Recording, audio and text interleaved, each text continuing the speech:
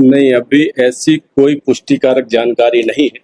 हमारी टीमें लगी हुई हैं। अगर ऐसे अपराधी अगर पुलिस के हाथ में आता है तो जरूर आप लोगों को अवगत कराया जाएगा। अभी तक की विवेचना में हमने देखा गया है कि बहुत सारे एसोसिएट्स हैं और ये ऑर्गेनाइज्ड टाइप का क्राइम है, ये संगठित अपराध किया जा रहा है, जिसमें से अपराध धारा सदर 303, 62, 249 और 111 बीएनएस की धाराओं का इजाफा कर दिया गया है। यह भी देखने में आया है कि बहुत सारे एसोसिएट्स में मिले हुए हैं और कहीं ना कहीं इलीगल तरीके से फंडिंग की जा रही है। तो वो सारे जो नज़दीकी लोग हैं और जो इकोनॉमिक साझेदारी में शामिल हैं, जो व्यवसायिक साझेदारी में शामिल हैं, उन तक पुलिस का राडार है। और बहुत सारे लोग कुछ संकेतों में आए भी हैं अभी तक, और बहुत सारे लोगों तक पुलिस पहुंच रही है और जल्दी से जल्दी और भी कुछ गिरफ्तारियां सुनिश्चित की जाएंगी। सर, आयशा ने कुछ विषय बताया?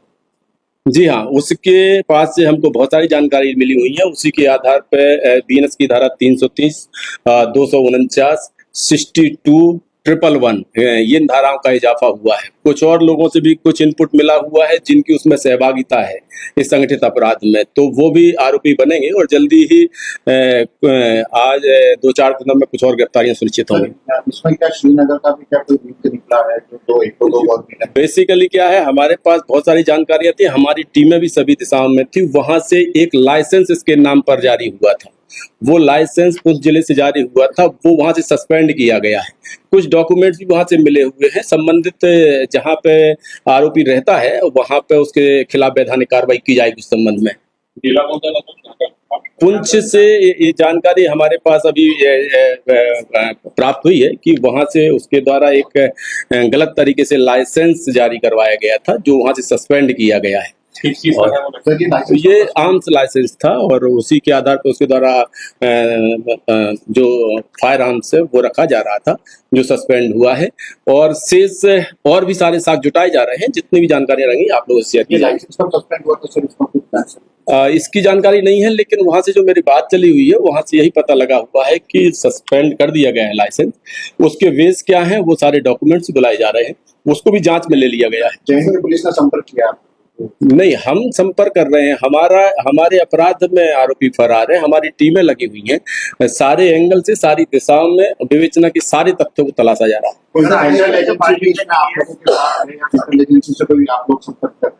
नहीं, बिल्कुल, अगर कुछ ऐसे मिलते हैं कि कहीं दूर भागने की फिराक में है तो एमएचए से भी कांटेक्ट किया जाता है। लुकआउट नोटिस का प्रारूप बनाकर प्रस्तुत किया जाएगा। सारी हमारी जो प्रचलन में कार्रवाइयां होती हैं वो की जाएंगी। उसके भी इसी तरह के 2000 से ज्यादा कार्यकर्ता है। अनवर कादरी का भी इस तरह का कोई डील कर रहा है। हम उन सारे एसोसिएट्स से जितने भी हमारे डिजिटल एविडेंस हैं उनको खंगाला जा रहा है। कुछ एसोसिएट्स हैं, कुछ फर्म हैं जिसके जो इसके पार्टनर हैं उन तक वो भी हमारे राडार में है। और हमारी कोशिश ये है कि जल्दी से जल्दी जो लोग इस ऑर्गेनाइज्ड क्राइम में शामिल हैं उनको गिरफ्तार किया जाए।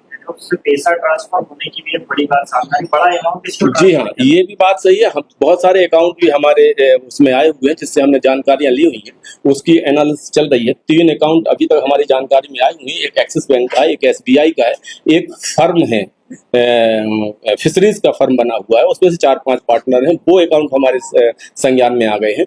पूरी एनालिसिस चल रही है और उसके तार भी जोड़े जा रहे हैं। विदेशों से फंडिंग होने की बात सामने आई। मैं अभी आपको बता दूं, विवेचना करेंगे। हमारे पास बहुत सारे दस्तावेज आए हुए हैं जो अवलोकन में हैं और जिनके अवलोकन के पश्चात अगर कहीं भी कोई भी साक्ष्य ऐसा इंटरलिंक होता है तो उसको जरूर शामिल डायरी किया जाएगा। आपने कहा कि सहयोगियों पे नजर करके इंदौर में भी कुछ सहयोगी दिखेगा? बिल्कुल, वो हैं हमारे राडार में और बहुत जल्दी ही अभिरक्षा में लेकर भी पूछताछ भी की जाएगी। जम्मू कश्मीर में इंदौर पुलिस मौजूद है क्या? जांच के लिए कोई टीम मौजूद?